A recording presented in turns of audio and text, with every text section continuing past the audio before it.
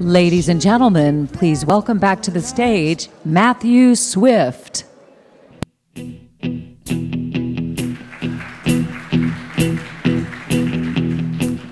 When I wake up. Welcome back. Before the break, we discussed water's elemental role in ensuring peace and security. Thank you to our program partner, the U.S. Water Partnership, for their collaboration in bringing together notable experts to address how we could build a more secure water future.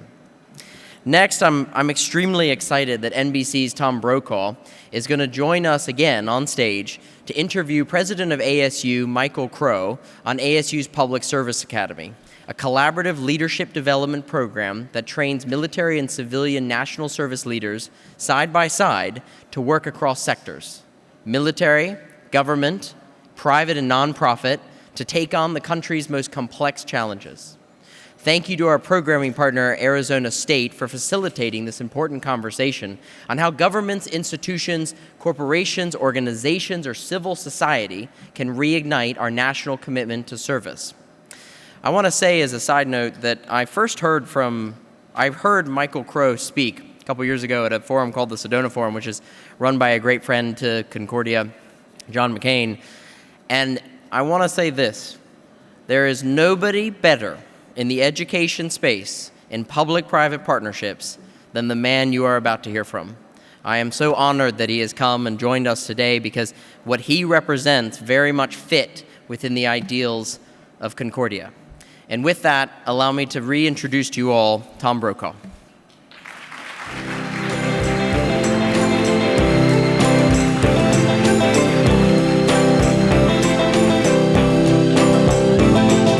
Once upon a time, you dressed so fine. Thank you very much. It's good to be back on stage with my friend Michael Crow.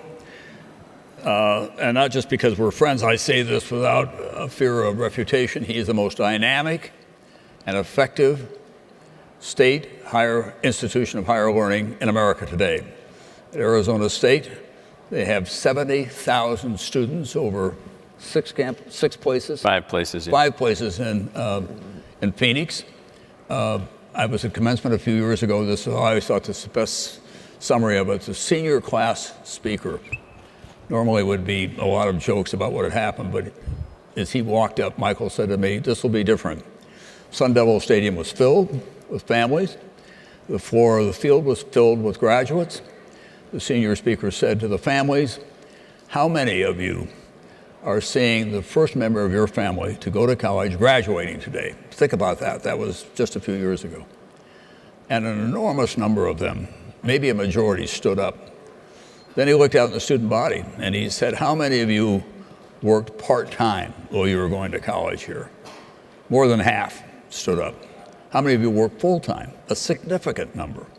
Then he said, "I direct you to the back of the stadium, marching in under the colors of their country, were all these foreign students, including an enormous delegation of Chinese students, followed immediately by veterans of the war in Iraq and in Afghanistan." How many people, how many veterans? Thousands. Yeah, there now, extending their education. We got to know each other because I felt strongly that we needed to do something about public service in America, having spent a lot of time in Iraq and Afghanistan with uniformed troops in godforsaken areas, trying to go in and deal with the villages.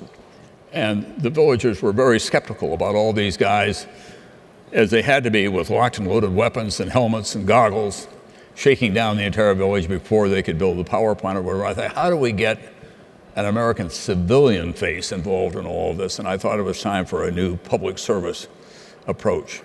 Michael seized on the idea and created a public service academy, which we'll talk about in a moment. But he's also a keen student of the place of higher education in America today.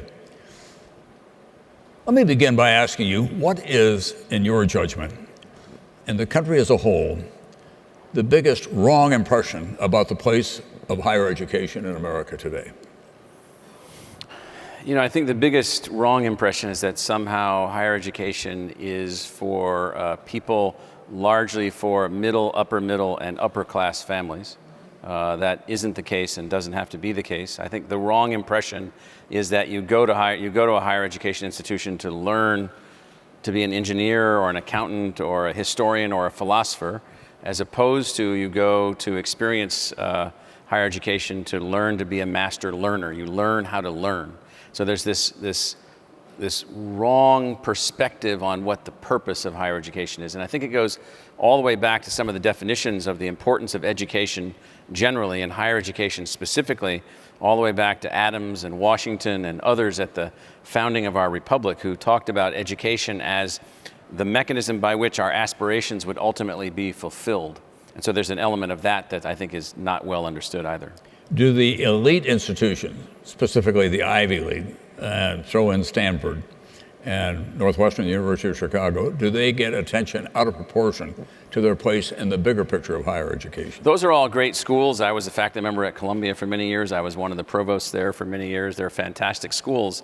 They, for the most part, don't scale, and they only admit hand-selected individuals to their limited-sized programs. And so in a country of 325 million people, those are fantastic elements of the overall enterprise of higher education, but you also need high-speed, scalable, adaptable, socially, culturally, and economically complex institutions to be a part of the mix. And so they get lots of attention because of their selectivity. They get lots of attention because often their quality is seen to be a function of their selectivity, when I think quality is in fact a broader set of measures than just that.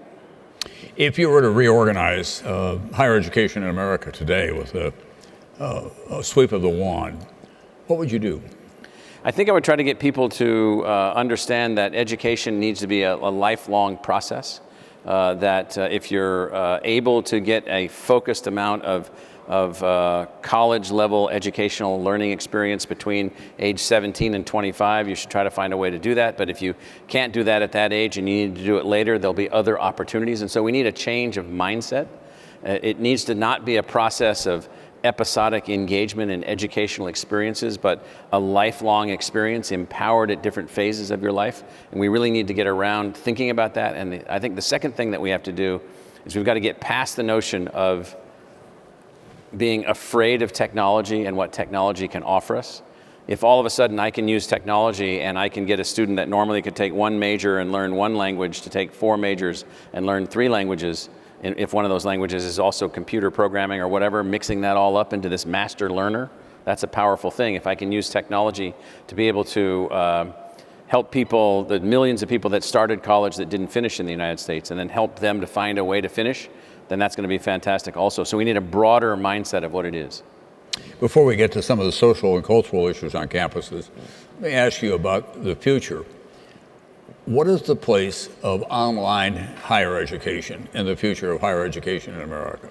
Well, if done right, online, I don't know, that's not the right word, and it's often used in a pejorative sense by many because it's been wrecked by some people that have purveyed, Dr. Nelson's elixir out of the back of their Kansas wagon. And so but at the same time, there are plenty of people that are coming up with fantastic ways to learn. We're doing projects supported by the Gates Foundation right now, in which if you are able to experience the learning environment that we're creating with our private sector partners, you'll be able to master college physics, college biology, college chemistry, just in a game-based learning experience. If you can do that, then that will help you to do other things. That will free you up to do other things. And so there seems to be a fear, often by faculty members, that somehow everything's going to be dumbed down in some sort of a technology-based learning environment. And I just think that that's old school thinking that needs to be set aside. Why does the cost of higher education annually outrun the consumer price index by a significant number? It's called Baumol's law, and it's a economic model that suggests that the cost of higher education and all other face-to-face services that are not enhanced by technology in some way will have basically an infinite cost growth over their infinite. It just continues to grow and grow and grow and grow until technology alters the labor structure of the way that the service is ultimately delivered. And so there's a number of industries that work this way, orchestras, universities, in some ways healthcare, and some others. And so cost structure can't be contained until you can price the economic structure of the industry with some sort of technological foundation. As the need for education at that level, as you have described it, changed since the arrival of the digital age? Has the need for education? Well, here's what's happening. We may not like it, but technology is a powerful force for good and a powerful force for disruption, and occasionally a powerful force for no good. The force for disruption is that technology is basically altering what work is across many, many sectors in our society. Technology is replacing many jobs that were done by people that could have a lower middle class position in the past. Those positions don't exist anymore. The impact then on education, and one way to look at this is just since 2007, the number of jobs in the economy in the United States for people with a high school diploma or less are down by almost 20%. And that's continuing to fall. You can assume that that sector will be greatly diminished, probably diminished by as much as a third or two-thirds along the way. So technology has a disruptive effect. If the human being is not capable of learning new things, adapting quickly, adjusting quickly, moving in new directions, then they become, in a sense, disconnected, often upset, appropriately so, angry, and then ultimately may even drop out of the economy itself. And so we've got to find a way to make education more interesting, more exciting, learning more exciting, and make it more distributed across the entirety of our society. Should it be twinned with more real-life experience, not just entering as a freshman and graduating 4 years later as a senior, but extend the time that you're there and take time away from the campus or from the classroom for other real-life experiences? We should have learning environments created in which the breadth of the way that people learn and the breadth of the types of intelligences that people have, which are not just the typical analytical or verbal intelligence that SAT and ACT tests test for. Those are fantastic, but they're very narrow. What we need are broad sets of learning experiences, some of which will be experience-based, problem-based, some of which will be theoretical, some of which will be combinations of all of those things. What we need is to basically accept the fact that there are multiple pathways, multiple models, multiple tracks to gain this master learner capability. How many foreign students do you have at Arizona State? This year we have around 11,000 foreign students. We're the #1 public university for students. How many of them are Chinese? About 3,400, 3,500. And do they go home after they get a great education? They don't all go home. About half the foreign students stay in the United States. That's been a part of the success of American immigration policy, is to basically take the great minds from around the world, attract them to the United States, educate them, and keep them.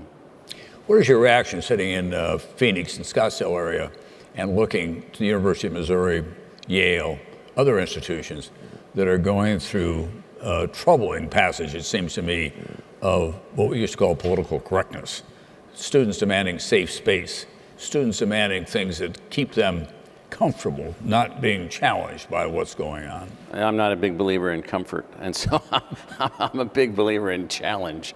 Challenge ideas, challenge thinking, challenge yourself physically, mentally, in every possible way. And so you want to create an environment that's fair.